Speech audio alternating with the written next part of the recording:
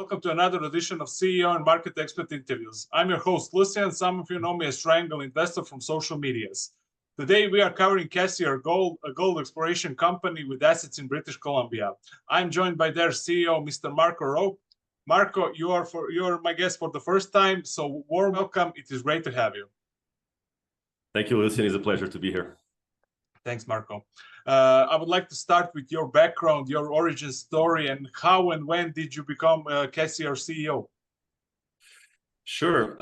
So I'm actually Portuguese, born and raised. I started my career in banking. I spent several years at Barclays in Europe. Then I did my MBA between London Business School and Hong Kong UST. I lived in Hong Kong for over 10 years. Mostly in the mining business, basically doing investing and advising in the precious metal space, from juniors to mid-tiers to majors. I'm an entrepreneur in the space. I'm a co-founder of several companies in the space, and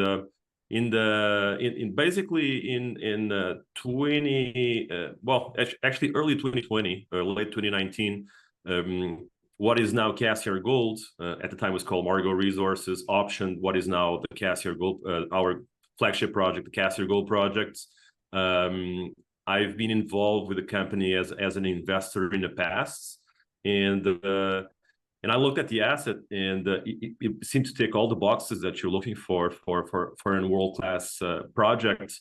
At the time, basically together with some people that I knew, like business partners, etc. We assessed the project. We also brought it to one of the most successful geologists or famous geologists in the world, Doug Kerwin, to do due diligence on the asset and give me their thoughts. And he came back in early 2020 with the really good reviews. At the time, Doug was looking at was actually working at the Fosterville camp down in Australia. And when he looked at the Cassiar Gold asset, he saw a lot of similarities with Fosterville, also organic, big system, big district, a lot of potential. And he said that he saw the potential there for 3 to 5 million ounces. This is back in 2020. Yeah.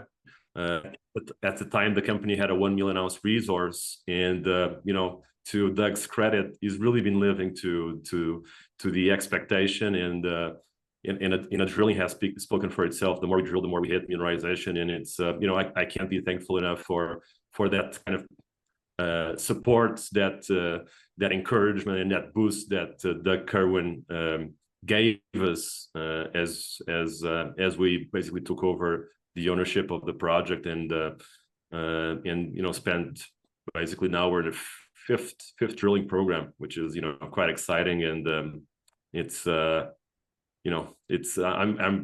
really thankful for his support there, and I couldn't be happier with what we have.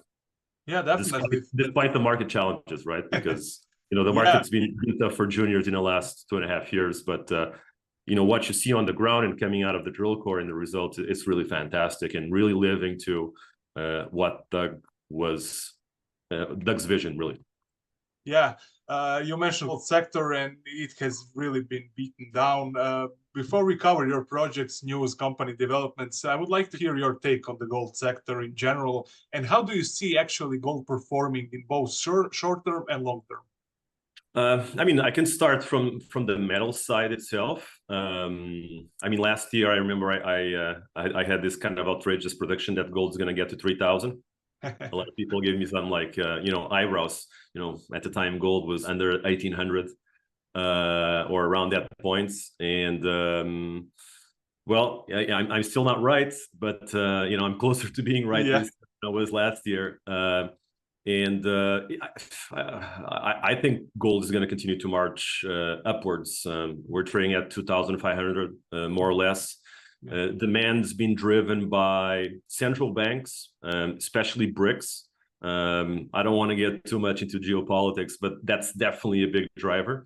Central banks buying, basically a global decoupling, multipolar world. I think it's helping to make the case for gold. The US dollar as a global reserve currency is being challenged in its position. You have all of these factors which are already quite bullish for the gold price. But on top of that, you still have persistent inflation around the world, mountains of that just keep on building, especially in the West. Although you see a lot of that also in emerging countries as well. So I think the future is bright, and we have all of this still in a moment where, for example, in the US, we didn't start to cut rates yet. So I think as soon as the US start cutting rates, as the market is expecting, and now the market is expecting in September, I think gold could take a boost, because then the kind of comparatively or on a relative basis, the lower yields will create an even bigger incentive for people to buy gold. You also see a lot of Asian retail buying gold, India, China. And what's quite interesting as well was kind of the decoupling in the last, say, 12 months. Typically gold price was very, very correlated with real yields in the US, very correlated with the holdings of physical gold in typically Western ETFs, and that's decoupled. But now that's starting to turn around, and I think you're seeing like Western investors realizing that in a way, kind of the rest of the world is jumping on the gold bandwagon. And I think Western investors are catching up. So that's kind of my view on the metal. And I think it's fundamentally there's a lot of positives to really expect or hope that gold is going to continue to march higher.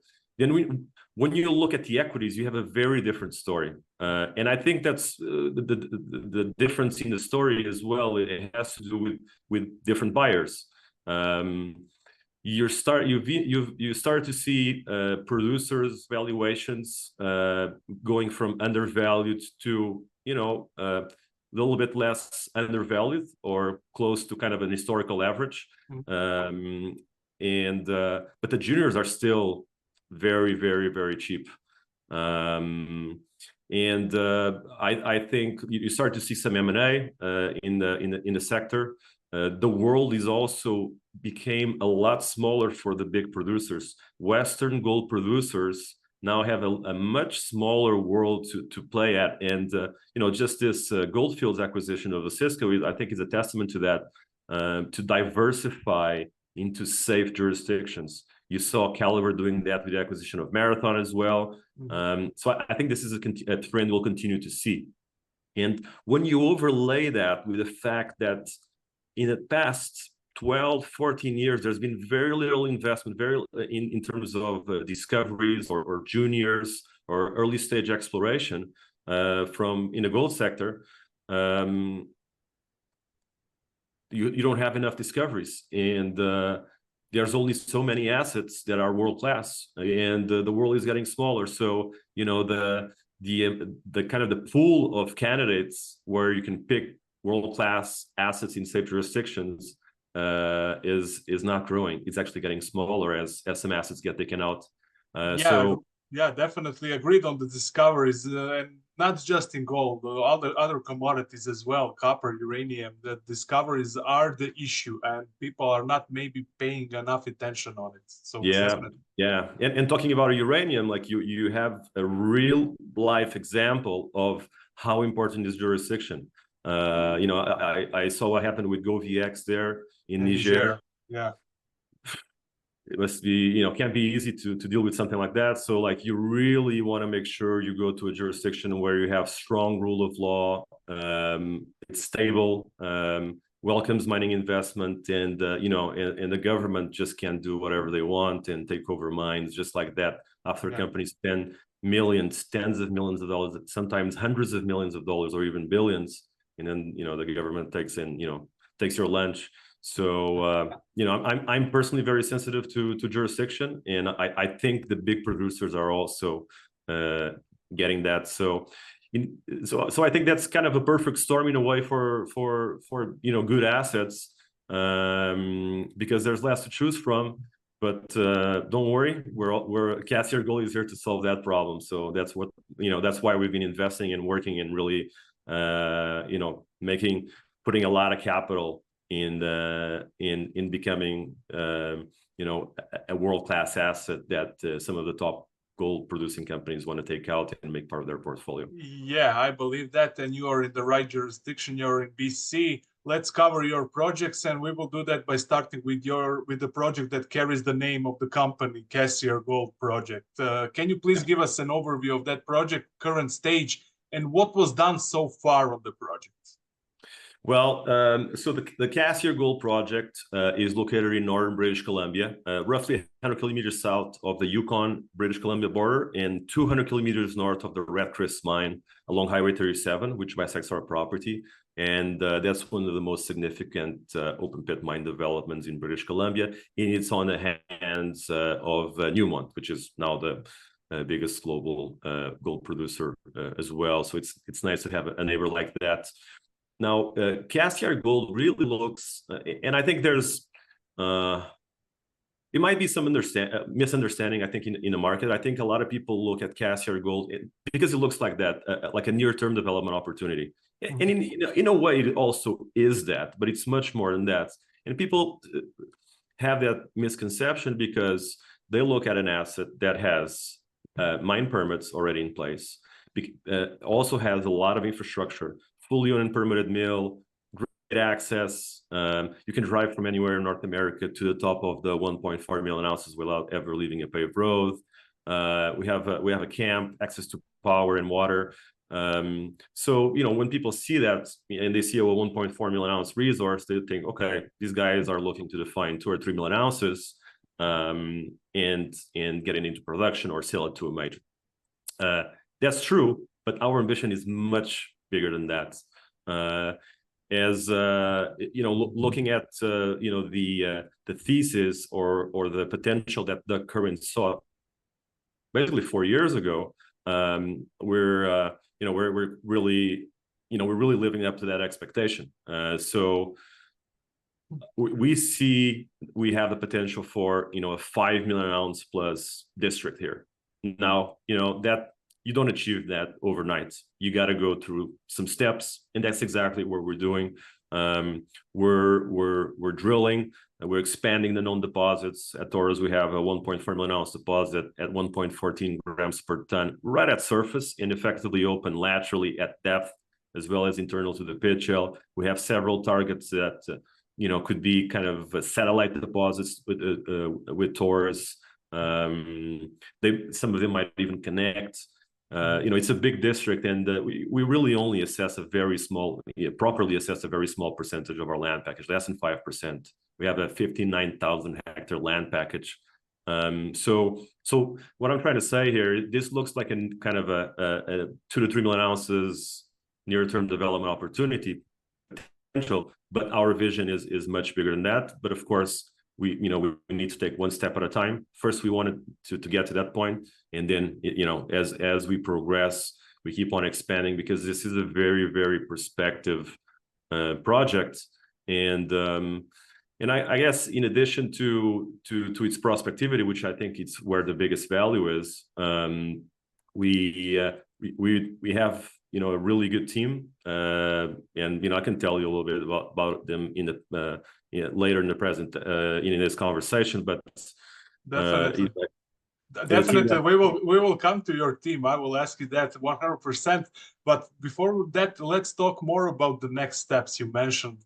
You have an exploration program underway there. I believe from early June you started that, and you had a press release yesterday with the exploration program update. Can you summarize what was done so far, and what will you do next in this exploration program? Okay, so I mean, the Cassiar Gold project has a long history. It started with a gold rush area in the late 1800s. 72-ounce solid gold nugget was found at the heart of our property. Fast forward to the 70s, there were several companies working there. but with broken ownership. So our what is now our Cassiar Gold District was, had several owners, several producers, several explorers, placer miners. Again, jumping again, fast forward to the late 2000s, a group called Hawthorne amalgamated the entire district and put it under one single ownership. So we took this over basically in 2019. Since we took it over, we drilled roughly 55,000 meters, almost 180 drill holes. Out of all of that drilling, out of all of those holes, only 2 out of 180 didn't hit mineralization above the cutoff grade in significant widths. So we've been having like an amazing hit ratio as we keep on expanding and drilling in new areas or where there's no mineralization, not just at Taurus where we have the deposit, but Cassiar South high-grade veins, Wings Canyon, Taurus East, recently New Coast. So we've been doing a lot of drilling with great success. Now for this year, we had basically initially planned a 5,000 meter drill program that started in early June. We've passed that, so we're almost at 7,000 meters as we speak right now. Right. So that's great to see. In addition to that, and basically that's drilling to expand mineralization around the Taurus deposit, not with conversion in mind to try to convert and upgrade the ounces, but keep on expanding the known mineralization. We also drill a little bit at New Coast. New Coast is a new target that could be kind of another Taurus there. But in addition to the drilling, what we've also already concluded with was, well, we're doing a lot of geophysics. We're doing and field work. So we're doing an IP survey for roughly 6 square kilometers. So we did an IP survey last year, basically covering the Taurus deposit and a big area around it for roughly 12 square kilometers. IP has a potential to identify structures as well as directly identify potential pyrite mineralization as well, which is associated with the gold on the bulk tonnage targets that we have. We're also doing a VLF at the Cassiar South. Basically, in layman's terms, that has a potential to highlight some structures. So if the signal is good enough, there's a potential it could highlight some blind veins. We have several known veins, but there's an area there, and we're doing, I think, roughly 7.5 square kilometers there. It has a potential to highlight some veins, and if this signal is strong, we could potentially drill those. So it could give us a path to discovery of new high-grade veins. And the veins there in the south, they run on average 10 to 20 grams per ton, roughly on average 3 meters wide. Of course, the pinch and swell, they're typically orogenic, shear veins. And also we're doing drone mag, which again has a lot of potential to highlight structures, because structure is really critical in these orogenic gold systems, because orogenic gold systems tend to be big, pervasive, and it's really important to identify the different structures so we can continue to have kind of the same hit ratio we've been having so far. Okay. When do we expect to finish the exploration work this year, and when could we see the drill results coming out? Yeah, so we're probably, I think, probably beginning of October, we'll finish our basically fieldwork drill campaign. One thing I forgot to mention as well, we're doing a lot of mapping and sampling, including soil grid surveys. We identified several outcrops across, in several square kilometers around the Taurus deposit as well. So you have that samples reported already or not? Sorry? You have that samples reported already, the grades? No, not yet. We actually, last year, we did an IP survey for 12 square kilometers, as well as a soil grid survey for 3 square kilometers in an area between Taurus and Snow Creek, which is one of our priority regional targets, which is 3 kilometers to the east-northeast of Taurus. So covering all that corridor that we believe has the potential to be entirely mineralized, in which, if that's the case, we could potentially really have a monster here. but the potential doesn't end there. And we also did a bunch of mapping on roughly 5% of our land package centered around Taurus last year, and we do have the results for that because that was released last year and also earlier this year. But we're doing more follow-up, so we're expanding the IP south for the new coast corridor, which is basically starts 2.5 kilometers south from Taurus and now has the potential to be a 2.5 kilometer approximately corridor, kind of parallel potentially to the Taurus to Snow Creek corridor.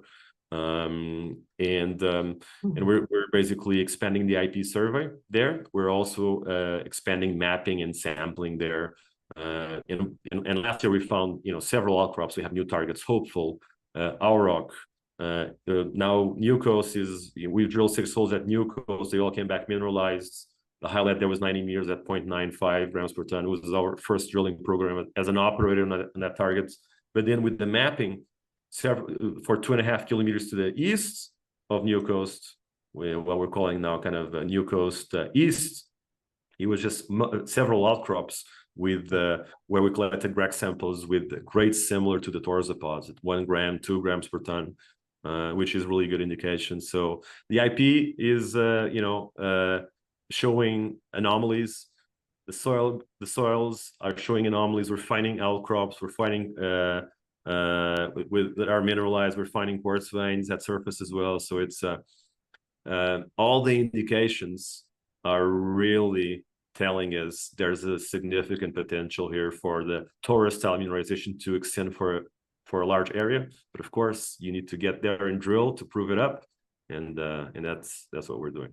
Of course, sounds very exciting. Sounds very good.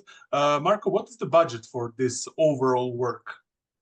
So yeah, for this year, we're basically our budget for the entire calendar year is $7 million. By the way, I forgot, I think, answer your question. We'll start releasing results in the beginning of September. So for all this drilling, geophysics, mapping, sampling, and it's probably going to be busy until December, January. So it's going to be a lot of news flow. Yeah, and I already answered as well the budget for this year. And basically with the commitments we have, we can take our company up to the end of next year in terms of funding. But of course, there's news flow coming. Of course. Yeah, you hit the nail on the head when you said that people are seeing your company as a development company because of the infrastructure you have there. You have a fully owned and permitted mill facility. What is the condition of that mill? Do you need to upgrade it? And actually, how much money will you have to invest in the mill to bring it to a full operational level?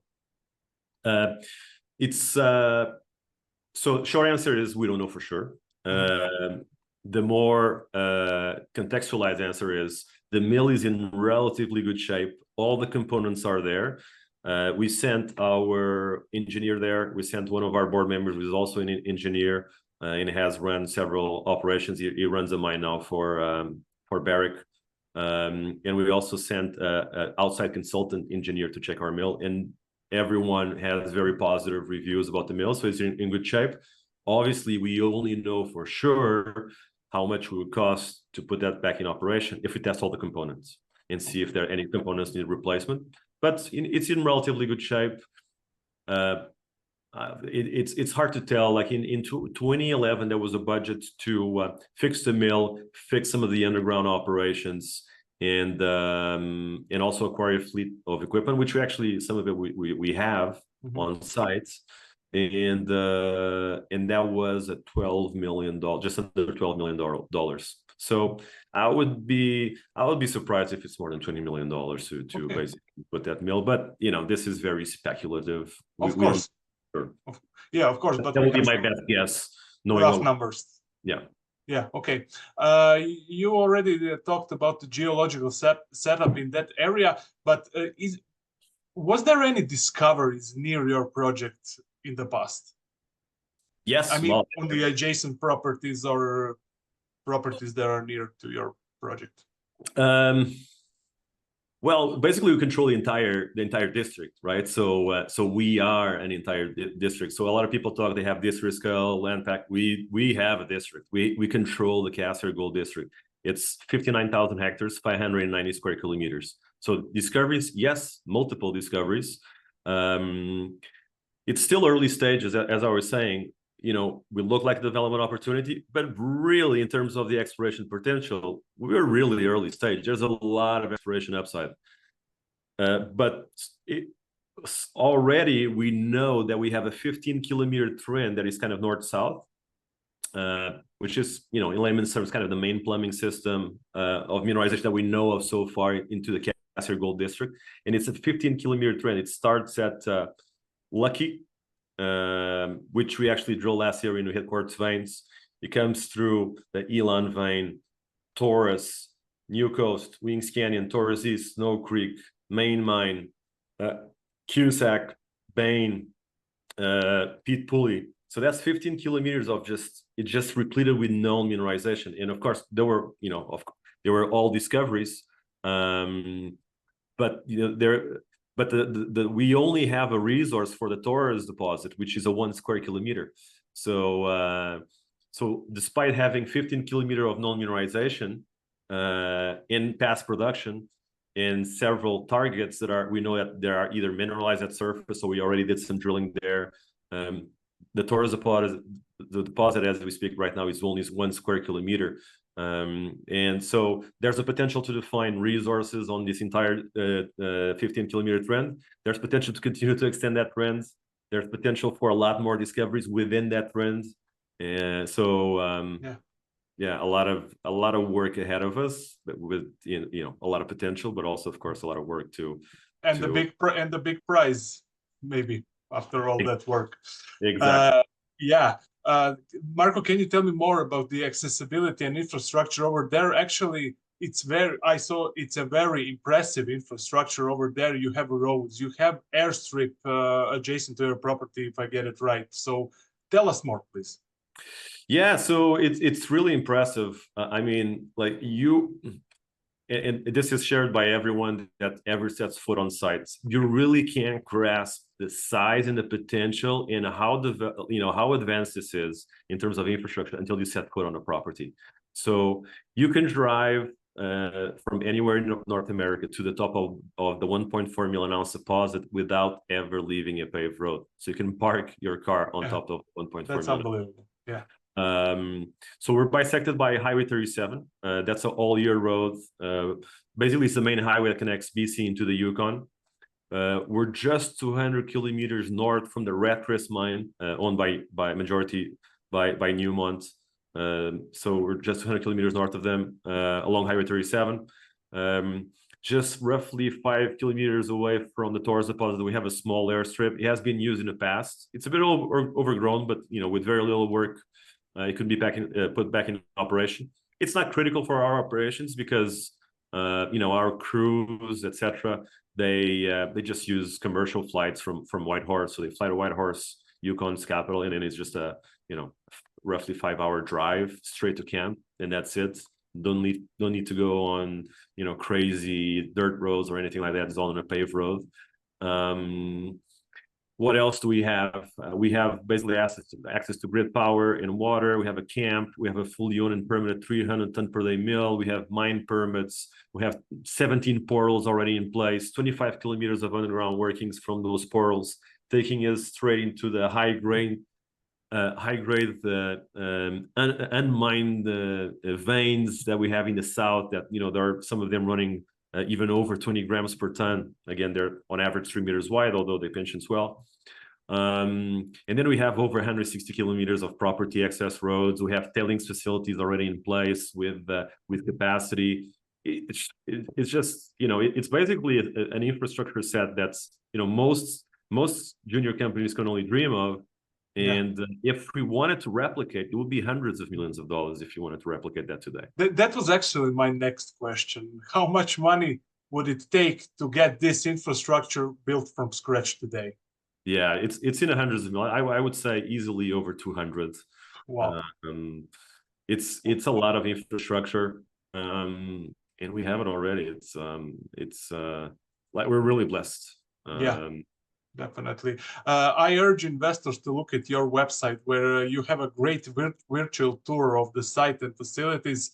I really rarely see that with companies of your size having that virtual tour. Great job, really. Yeah, no, it's important because it helps people go there. Like it's the best way, if you don't want to fly to Whitehorse and drive for 5 hours, that's the best way to at least have some sense, because sometimes in still pictures it's hard to tell, like how big is this, like what's the potential you have behind me. Like you see that like with your own eyes, and it's like you get to the top of the mountain, and everything your eye can see within our land package, you really think, wow, this is massive. Yeah, totally agreed. One other question about this project, and then we can move on the other one. You have a mineral resources estimate, like you said, it's from 2022, which has mostly confirmation of historical drill holes and some new ones. My question is, how much work is required for you to update this resource, and when are you targeting that actually? Yeah, so that resource that we have at 1.4 million ounces at 1.14 grams per ton, using a cutoff grade of 0.5, which is actually quite higher than a lot of our peers, which means excludes quite a bit of ounces. So that is built on 56,000 meters of drilling. It was put out in early 2022. In 2022, 2023, we drilled just under 40,000 meters across the property. More than half in the area immediately around Taurus, and this year we're basically around 7,000 meters. There is a very good chance that in Q1 of next year we might do a resource update. I think it's Q1. Sorry, Q1. Yeah, Q1 of next year. Okay. So, that is okay. Let's cover your second project as well. It's Sheep Creek project. Same question, overview and status of that project.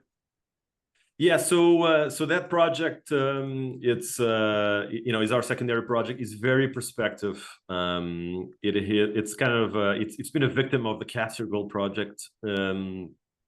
That project produced until 1951 nearly 3/4 of a million ounces at nearly 15 grams per ton.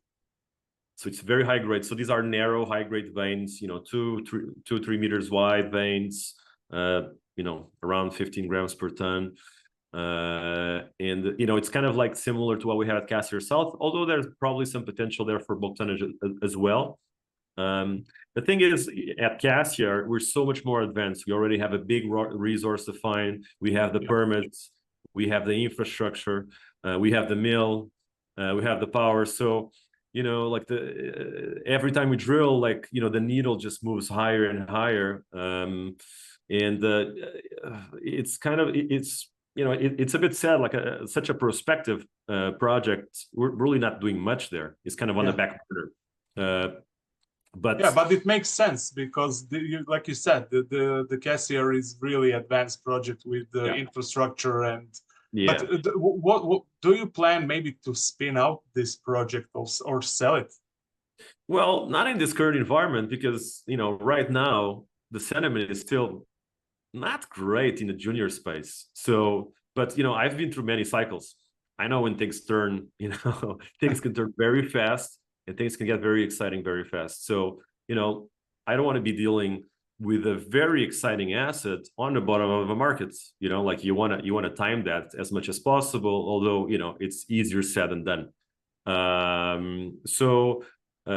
Like right now we're focused at a Cassiar Gold project, but because that project is prospective and quite exciting, we've been approached multiple times for JVs to spin out, to IPO a new project. I think we would consider something like that. We could consider JVing it to a bigger operator. We would consider, dividending it or spinning it out in a new co for our investors, or even drilling it ourselves in the future.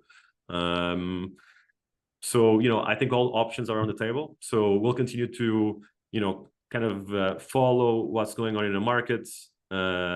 I think when the market, especially the junior space, gets really in the bull market, it might just be now. A lot of people saying it's now. I think that will be probably the right time to do something, and we'll do something that maximizes the value for our shareholders. Because, I mean, honestly, like we can be really busy for some time with the Cassiar Gold project. It's a massive district, and we're just starting to scratch the surface.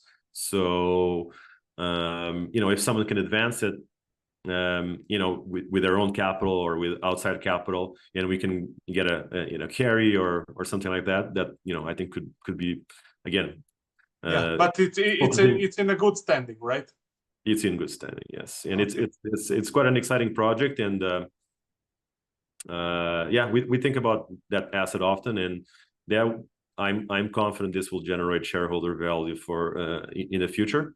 We just have to wait for the right time. I understand. How is your relation with local communities on the projects?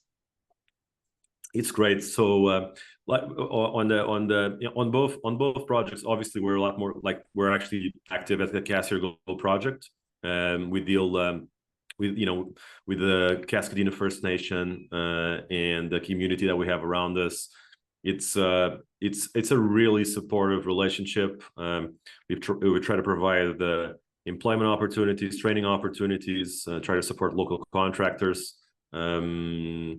It's we have a really positive relationship there. They're very supportive of what we do. We're very supportive of what we do, what they do, and like what we really want is an unlock value, because a project like this has massive value for for our shareholders, for our employees, for the community around us, for our First Nation partners, and we want to do things right and have the highest levels of environmental practices, social practices, and I think we're living to that expectation. So I couldn't be happier, and that's really, like, from all the experienced people that has dealt with projects all over Canada and the world. They can see, especially when you go there, when you spend time with the community. We do, like, we're in constant communication. We do events, in our camp, at the community, and you can really feel it, how positive that relationship is, and that's really important, because at the end of the day, it's all about the people. So yeah, you really have to take care of your people, being your shareholders, being your community, being your employees.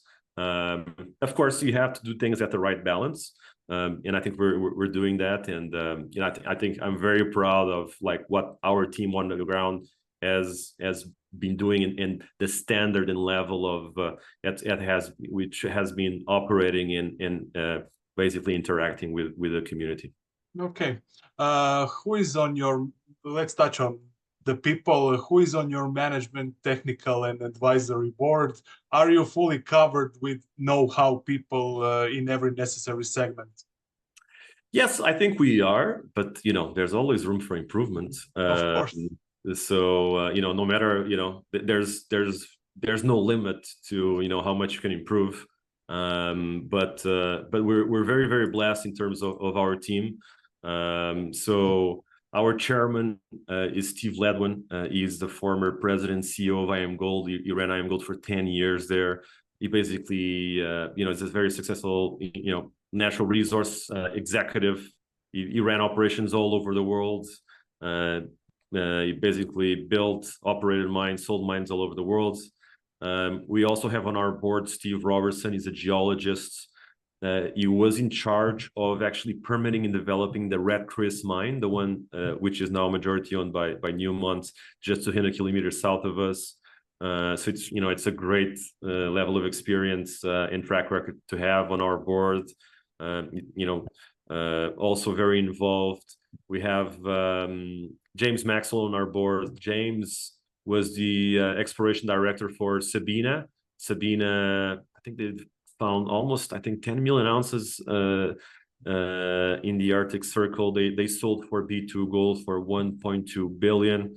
We have Chris Stewart, mining engineer, is now running a mine for Barrick down in Nevada. Our chief technical advisor is David Rees. Dave is really one of the leading global experts in structural geology for organic gold systems, which is the type of systems that we have both at Cassiar Gold as well as Sheep Creek project. So he brings a wealth of knowledge and guidance. and our VPX is Jill Maxwell. She actually also worked at Sabina, and also she also spent 7 years with North American Palladium that also got acquired for over $1 billion by Impala. So, you know, we have a really good mix of extremely experienced, young, energetic people with track records. Yeah, so it's like mining engineers, geologists, structural geologists, so you know, finance, M&A, you name it. So it's you know, it's a really well-rounded team. And again, I'm really blessed to be surrounded by people of this caliber and have their support in there. And it's not just the names on a PowerPoint. These are people that are involved on a week-to-week basis with the company. It's not that they just like show up, you know, every 6 months or something. No, every week we're meeting, we're talking, and we're putting our heads together on the best way to drive this project. And again, like that's not a testament to anyone's ability to recruit people. That's actually a testament to the potential of this project, because experienced mining executives like these don't get involved on a project just because, you know, we might get lucky. They've looked at a lot of projects. They look at what we have at Cassiar and they see the potential. So, you know, investors should take note of that as well. Yeah, you made a great point, and there are a lot of companies out there that have advisors and people on management that are just in PowerPoint presentations. And like you said, you have like weekly meetings with your team. That is really excellent to hear. How many people in total do you have in the company? On a full-time basis, roughly kind of 15. So mostly geos, of course, and yeah. And then, of course, like when we're drilling, you know, we have a 48-person camp. Sometimes the camp is at capacity, of course, it's at capacity, and the camp could be at capacity, and you'll still have people doing the rotation. You know, they're basically taking time off while the others are spending time there. Of course. Marco, can you tell me more about the share structure of your company and ownership breakdown? I know that you have some impressive names, Sprott, Crescent Capital. So tell me more, please. Yeah, so we have 126 million shares outstanding. That's, you know, depending on the day, it could be like 30 million, 35 million market cap. We have just under $9 million in the bank. So like the enterprise value for the company is very attractive. We have insider ownership is, you know, just over 12%. Insiders come into every single private placement. Insiders buy on the open market and do so regularly. You can check the SAT-I filings. You know, I've personally put around $1 million into the company of my own money. I'm actually still, I think, underwater. So like, it's not like I have some really cheap stock, you know, so like I'm. So those are not founder shares; they're shares that you bought on the open market, right? Majority of them. Or mostly through private placements, actually. Okay. But I've bought to the open market as well. In terms of our institutional shareholder base, you know, when I got to the company, you know, it was almost nothing, almost non-existent. So it's now roughly 30% of our share registry is institutional shareholders. We've been steadily building that, you know, institutional shareholder base. So we've had investors come in, like, you know, from all over the world, really. Terra Capital out of Australia, EMA, that's Level Apart out of the US, US Global, Ixios, Delbrook, Commodity Discovery Fund, Sprott, MCM, Bilingual, you name it. It's just, you know, it's a long list, and we want to continue to add, and yeah, so I think that's a testament to what we've been building, and we want to, again, there's always room for improvement on the board, on our institutional ownership, on our insider ownership, and we'll, you know, ideally trying to increase that as well. Okay, you said your cash position is 9 million. For how long do you think you are covered with that? I mean, before you do the next raise.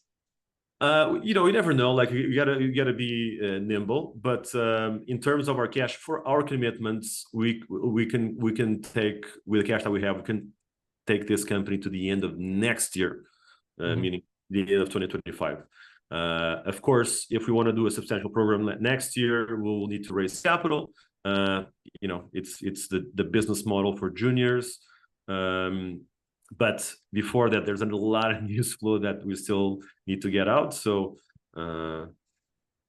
hopefully, you know, the news flow and that we have all the catalysts that we have ahead of us, and hopefully a change in the sentiment in the junior space or a continued increase in the gold price could really take our share price from, you know, quite an undervalued kind of almost outrageous level to something closer, you know, to what we believe this project should be worth at this point with what we have so far. You know, and then we can add all the exploration potential that we hope to convert into exploration success in the future. Got it. What about some G&A numbers? What's your monthly cash burn when you are not drilling? And if you can say a bit more on about the management fees as well. Yeah, so G&A, like we're looking at like just over $1 million per year. So what is that's yeah, just under 100,000 a month.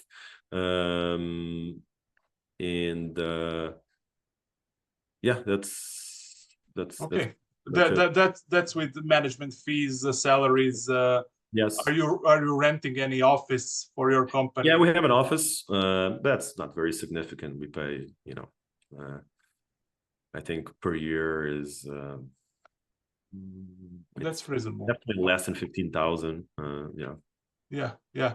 That is very reasonable for your stage company with the assets you have. My next question is, how are you approaching marketing? How much do you spend on that? Well, not much, to be quite honest. Yeah, so I think between travel, conferences, like we do, like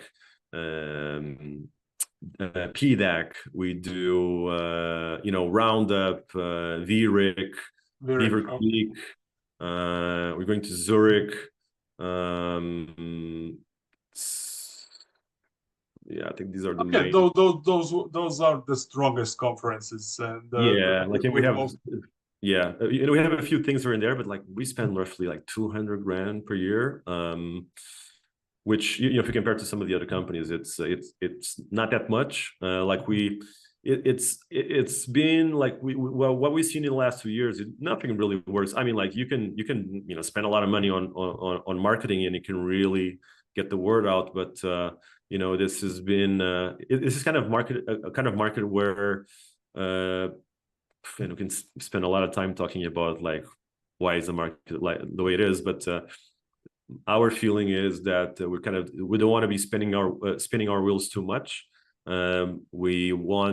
You always need to do some marketing. You always need to be out there, and we just try to do it in the most cost-effective way, maximize the ROI for our marketing. We are aware that probably do less than others. We also try to get our results to speak for themselves. And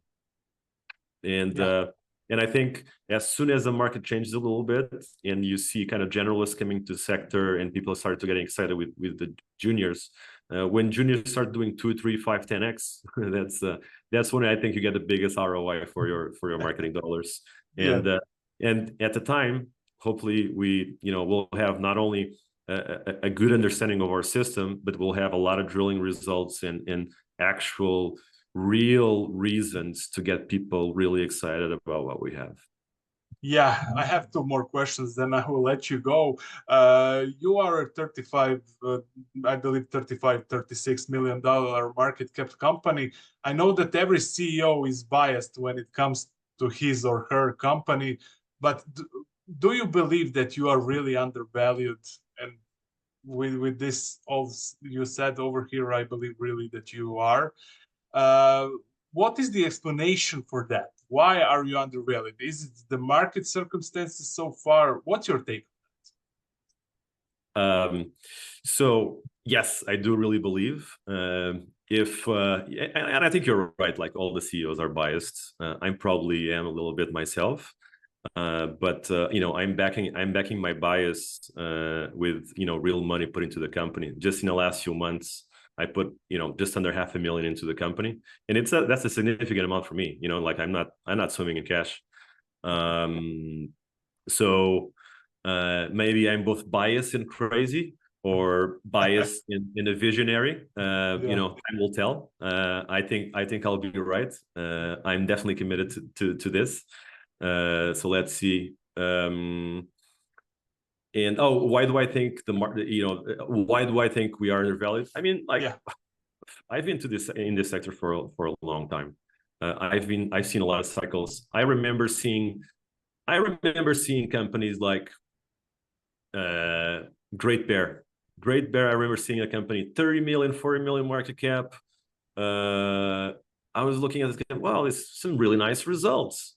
I think this was back in 2018 or something.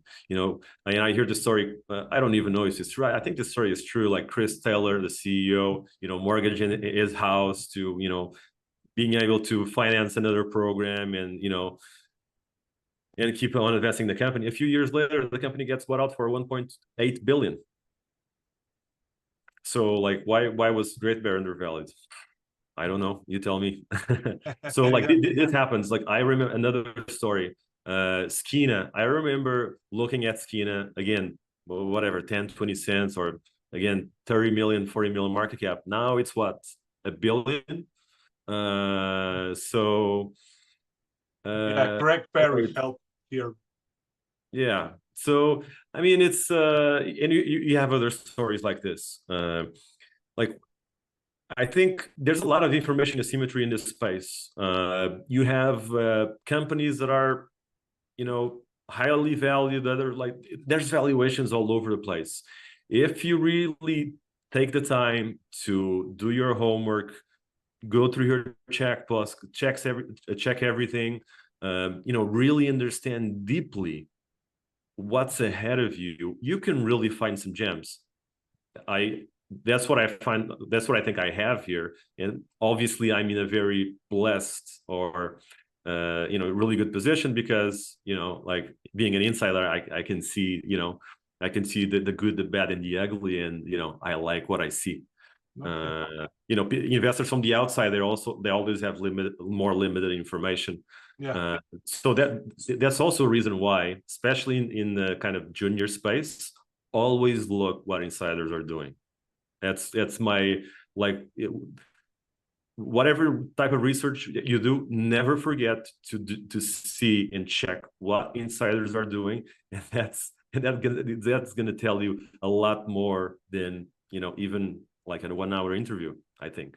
Yeah, agreed on insider buying. That's a very important metric for me. There is, why the CEO or the management is buying or selling. So definitely that is a very important metric. Marco, final question. What are the next catalysts for the company? And if you can provide some approximate timelines for the news flow in the next weeks or months. Yeah, so like I mentioned this before, but so we'll start releasing results from the drill campaign probably in a couple of weeks, in the beginning of September. And we'll be releasing results probably until December. As I mentioned before, there's a significant potential of doing a resource update in Q1. And obviously, in addition to that, we also have all the physical results, mapping and sampling. I know people don't get super excited with geophysics. They just want to see, okay, what's the drill intercept? What's the width? What's the grade? Yeah. Dig a little bit deeper. Like when you have a lot of good indications, when you have gold at surface, geophysical anomalies, and structural indications or outcrops that are telling you something, that gives you some extra edge in understanding what's the potential there. So I think the geophysical results could be quite exciting. The mapping, sampling, because we're in the first kind of 3 years of operation, we've just been drilling, like Cassiar South, the high-grade veins extensions or extensions of the Taurus deposits. Now we're like going to, we're really kind of coming to the drawing board and really understanding from the grassroots, like what's the prospectivity of the different areas, how big could this system be, and we're just in the initial phases of it, but just look at the results we had for last year for IP and sampling and soil grid service. We're expanding that year, and that has the potential not only to advance the knowledge and prepare for more, increase the number of our drill targets and the prospectivity of our land package, but also, it's news flow and will give us very good, potentially very good targets to drill, and really significantly increases the ultimate potential of how big this district could be. Okay, Marco, thank you for this conversation. We learned a lot about your projects and your next steps for the projects.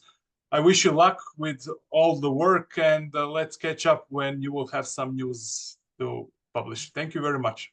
Sounds good. Thank you so much, Lucian. Appreciate it.